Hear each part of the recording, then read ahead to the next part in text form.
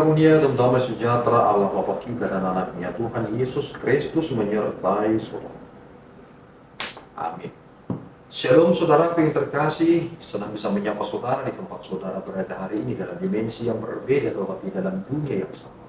Sebagai insan yang diciptakan untuk Tuhan, sebelum melakukan rangkaian aktivitas kita pada hari ini, marilah kita mengawalinya dengan memuliakan Tuhan di waktu ujian kita dan mendengarkan firman Tuhan.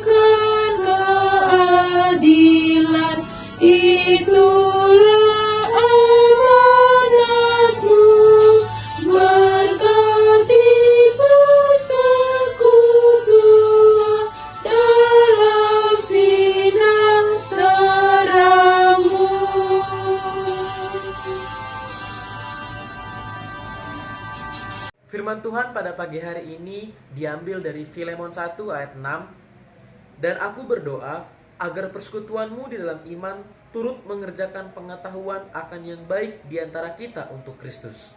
Demikianlah firman Tuhan. Saudaraku yang terkasih di dalam nama Tuhan Yesus Kristus, apa yang kita dengarkan hari ini merupakan surat pribadi yang disampaikan oleh Rasul Paulus kepada Filemon. Dia merupakan sosok yang sangat berpengaruh di tempat itu. Beberapa surat lainnya juga dikirimkan sekaligus ketika mengirimkan surat pribadinya kepada Filemon, seperti surat kepada Kolose dan kepada Efesus. Kita melihat bahwa surat ini sebenarnya adalah syarat dengan teologi. Ini bukan surat pribadi biasa, tetapi kita harus mencermati terkait tentang apa dan bagaimana tujuan dari surat ini, mengapa ini dimasukkan dalam kanonisasi dalam Alkitab. Ini dimasukkan dalam bagian firman Tuhan. Karena jika kita melihat bagaimana alur berpikirnya, ternyata ini berbicara tentang kita. Onesimus adalah dia yang telah melawan tuannya, melarikan dari tuannya dengan mengambil hal yang berharga dari tuannya. Bertemu dengan Paulus, akhirnya bertobat, dan Paulus berkata, ini memang dulu tidak berguna bagimu, tetapi mungkin dia akan menjadi berguna bagimu. Dan ini menggambarkan tentang kita, bahwa kita sebenarnya orang-orang berdosa sepantasnya berada di tempat sampah atau neraka. Tetapi kita yang tidak berguna ini menjadi berdaya guna karena kita diberdayakan oleh Kristus. Dan disitulah sebenarnya letak pemahaman yang penting itu, menangkap pesan apa yang disampaikan oleh Paulus kepada Filemon, menangkap kepada apa yang terjadi kepada diri kita.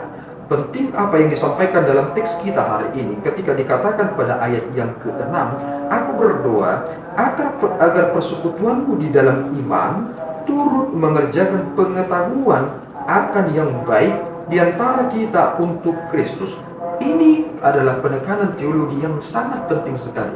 Aku berdoa agar persekutuanmu di dalam iman turut mengerjakan pengetahuan yang baik di antara kita untuk Kristus. Banyak orang yang mengatakan bahwa dia telah bersekutu, tetapi tidak memahami dan mengetahui terkait tentang pengetahuan akan yang baik di antara kita untuk Kristus. Penerimaan Filemon menggambarkan tentang penerimaan Allah akan kita. Kita telah ditebus, kita telah diperbaharui, kita sekarang bukan lagi anak buahan, tetapi kita menjadi pribadi yang berharga di matanya. Mari saudaraku memposisikan diri dengan benar, karena pengetahuan ini adalah sesuatu hal yang sangat penting. Jika kita tidak benar-benar mengetahui tentang rencana Allah yang maha besar itu, mungkin kita akan menjadi pribadi yang sangat-sangat gelisah dalam hidup ini. Tetapi jika kita sudah menjadi pribadi yang benar-benar memahami tentang rencana keselamatan itu, kita akan menjadi lebih tenang menjalani hidup ini, karena kita mengetahui tentang kepastian itu. Mari saudaraku, Ketika kita bersekutu di dalam iman kita, marilah pengetahuan kita akan yang baik yang dikatakan dalam teks kita hari ini untuk mengerjakan pengetahuan akan yang baik di antara kita untuk Kristus. Itulah yang menjadi sangat penting dalam hasil persekutuan kita. Tuhan Yesus memberkati kita berdua. Ya Tuhan, kami bersyukur atas berkat-Mu. Terima kasih Bapa atas anugerah yang telah kami terima dalam kesempatan yang baik ini.